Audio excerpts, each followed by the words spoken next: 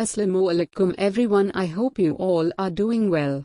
Today we will discuss the summary of second part of the novel Twilight in Delhi. So let's start. Part 1. It was the terrible summer of 1911. Men died of sunstroke, and even birds were not immune from the destructive influence of the sun. Mir Nihal walked out of the shop of Haji Ilahi and Sons, lace dealers.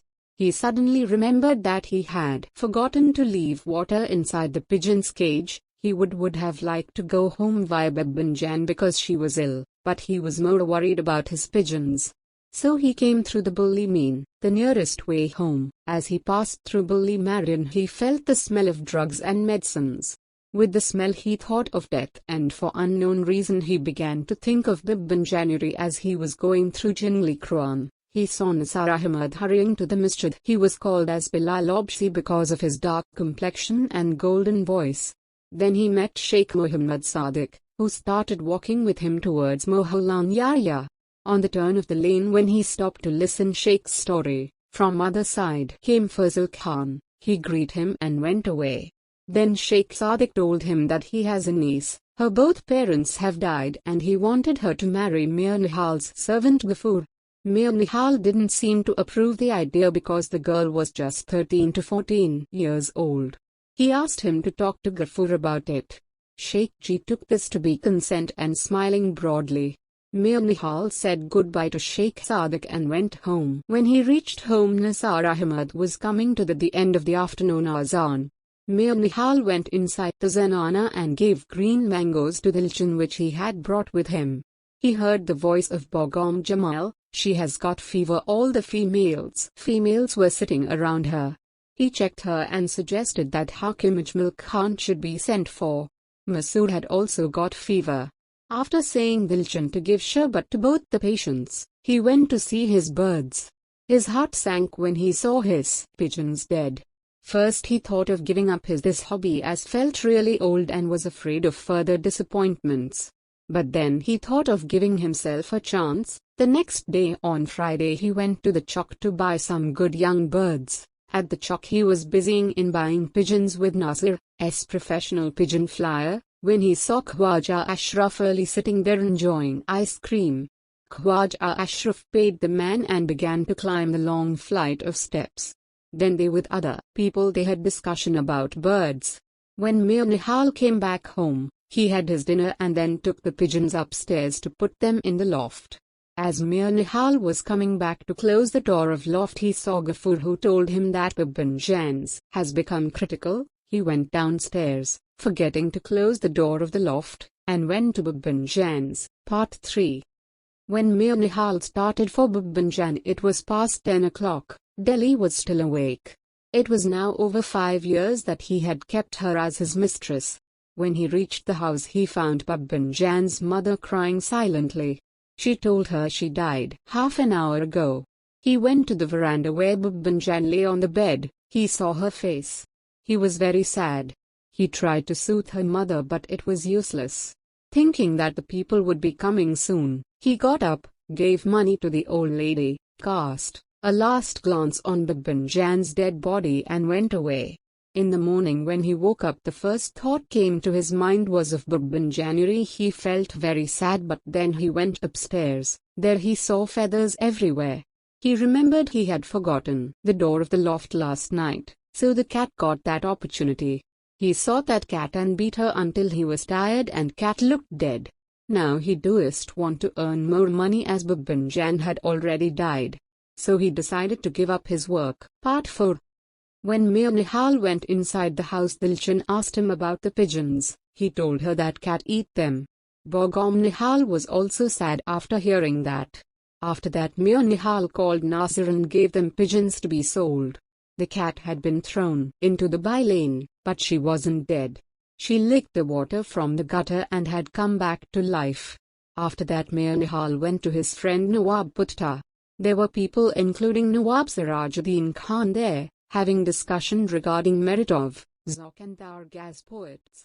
Mir Nihal was also gradually dragged into it. His own favorite poet was Mir, but Zauq was the goat of the poet of Bahadur Shah, and Darg was the most talked of poet in those days. Steele always took the side of Darg as he was his son-in-law.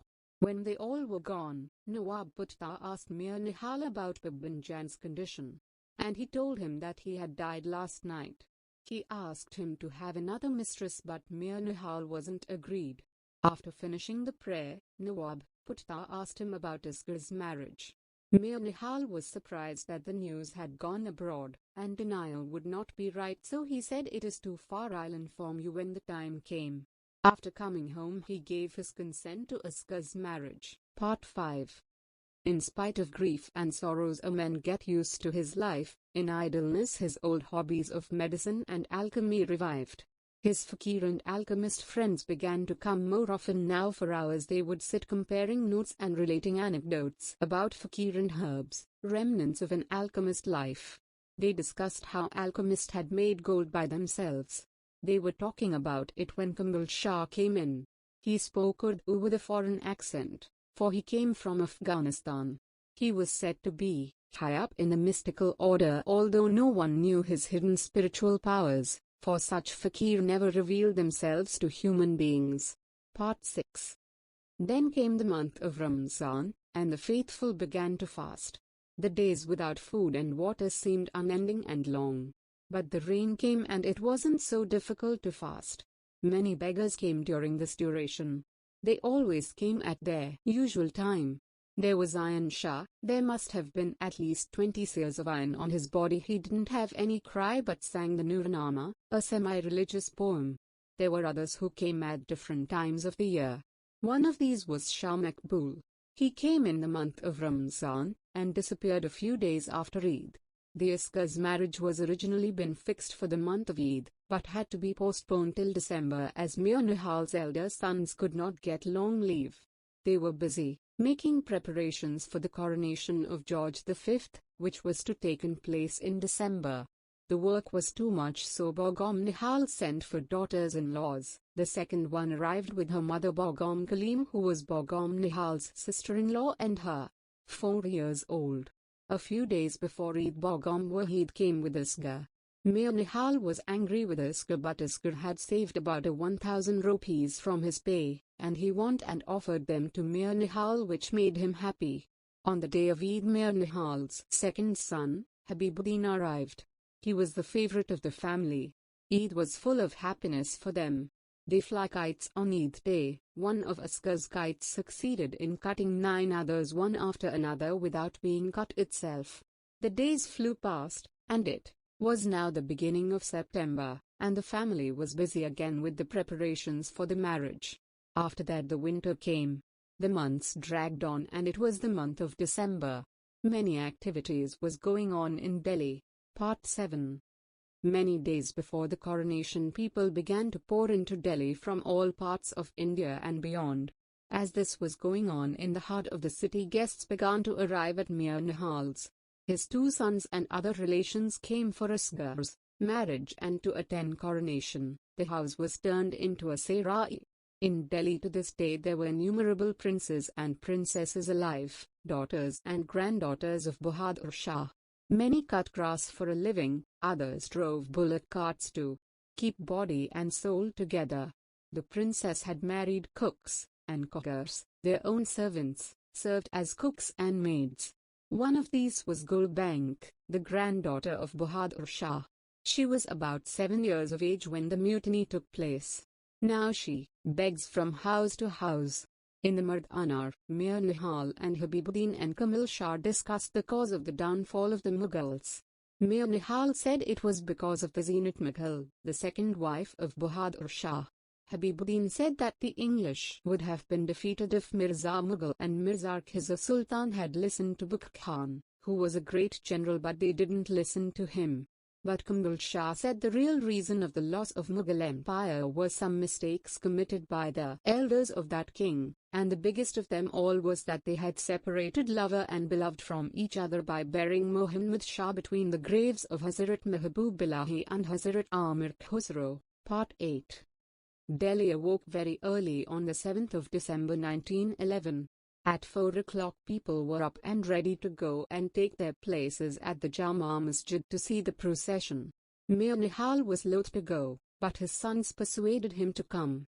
It was a long time until the procession emerged out the main gate of the fort through which once the Mughal kings used to come out. Mir Nihal was very sad after remembering the time of Delhi downfall, English invaders etc. When he was on the way of coming home he met a beggar whose name was Mirza Nasir-ul-Mulk, and he was the youngest son of Bahadur Shah. After meeting him, Mir Nihal went home with a heavy heart. So that's all for today's video. The summary of next parts of the novel will be uploaded soon. Till then, like, share and subscribe to my channel, and Allah Hafiz.